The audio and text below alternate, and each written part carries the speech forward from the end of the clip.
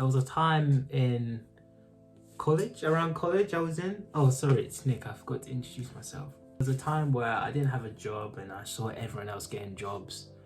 And I was like, what is happening? All my friends are getting money and all that stuff. And then it's just me just sat here doing nothing at home, playing Xbox or whatever.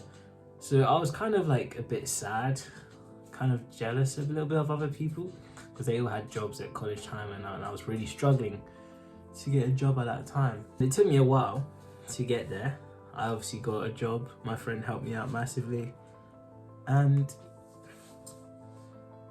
it just got me thinking, why do people love money so much? Of course, money, you can buy things, it can get us out of problems, it can do many things.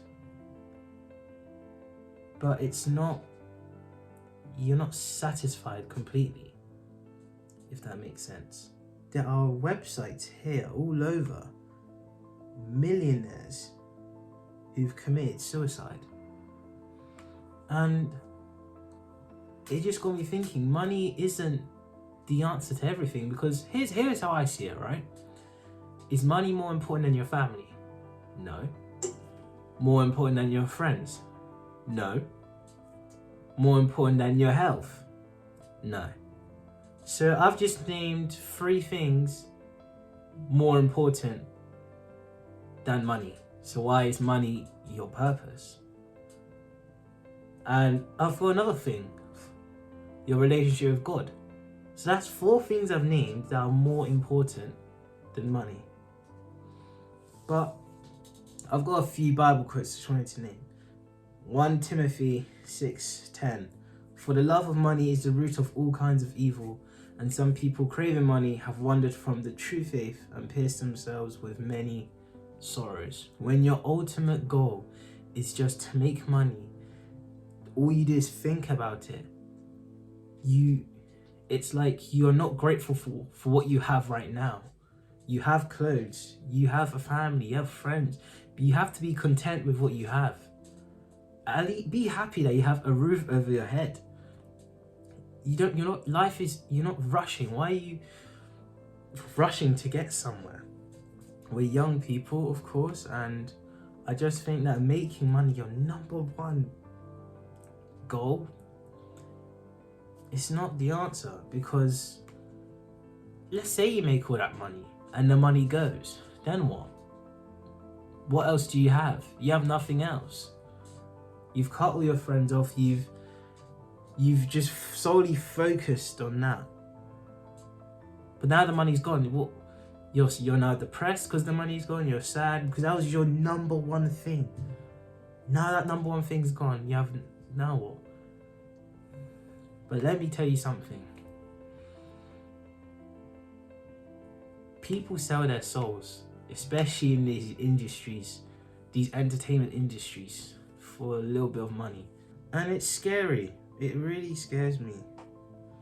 It does, because you're becoming someone that God doesn't want you to be. God has given you a purpose and a plan. He loves you wholeheartedly. And you're now selling your soul. You're forgetting all of that to pursue one thing that can't even get you into heaven. Jesus Christ can. So all the money you make on earth is not going to come with you to heaven. So you need to be careful. For Hebrews 13:5 says, don't love money, be satisfied with what you have. For God has said, I will never fail you, I will never abandon you. Yes, I was sad when I had no money, when I was 15, 16 years old with no job. But it came later on. God never abandoned me.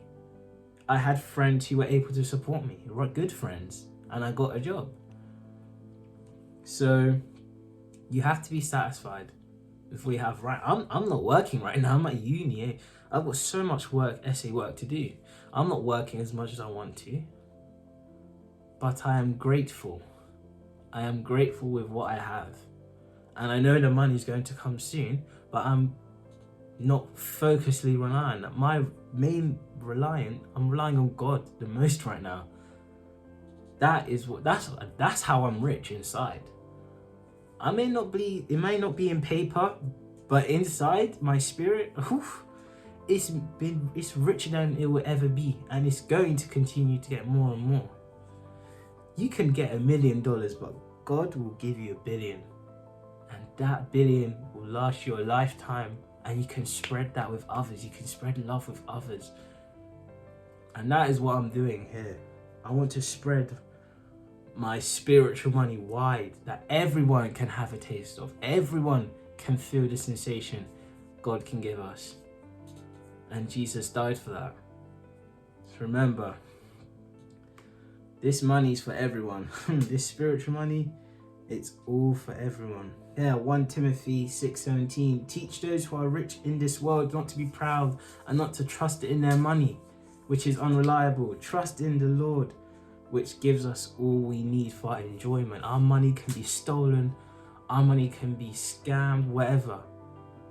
Your faith and love with God in Jesus Christ, the love He gives us, no thief can touch that. It cannot be rotten by any creatures or any insects. No one can touch it.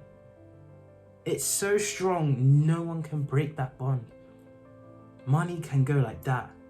There's times in my bank account, I'm like, okay, I have a bit of money I can spend. 2 minutes later, it's the phone bill you have to pay for. Good old 20 quid's gone. And I'm like, oh, I can't spend as much as I want to now. But with God, no company, no phone bill, no one's taking my love or faith away.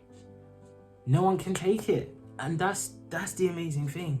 God loves us so much. He loved us first. So who's good? No one can take it away from you. And one more verse before I wanted to go. I can't really pronounce it, but I'm just going to say it how it is. Those who love money will never have enough. How meaningless to think that wealth brings true happiness. Jesus Christ brings you true happiness. Money is not permanent. It can go and like that. Tomorrow is not promised. Come to Jesus Christ and He will show you true happiness that will last you a lifetime. And by accepting Jesus, that can take you to heaven. That to me is true happiness. I know that for a fact. So I hope this video did something, and I wanted to summarize, all I want to say is, don't make money your purpose. Have faith in the Lord and the money will come to you. But in the meantime, don't make it your purpose. Don't make it the number one thing. We've pierced ourselves with many sorrows. Don't make money your number one. It's the root of all evil. The true root of happiness is of Jesus Christ. God bless you all.